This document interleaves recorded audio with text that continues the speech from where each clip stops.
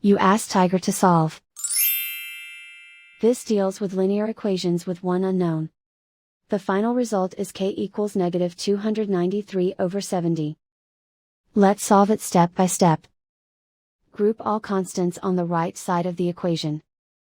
Subtract 52/7 from both sides.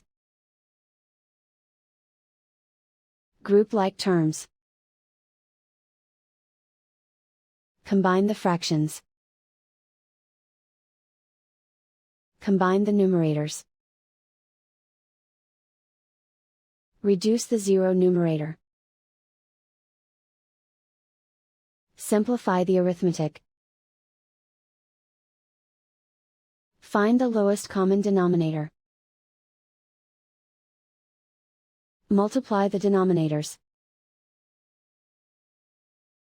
Multiply the numerators. Combine the fractions.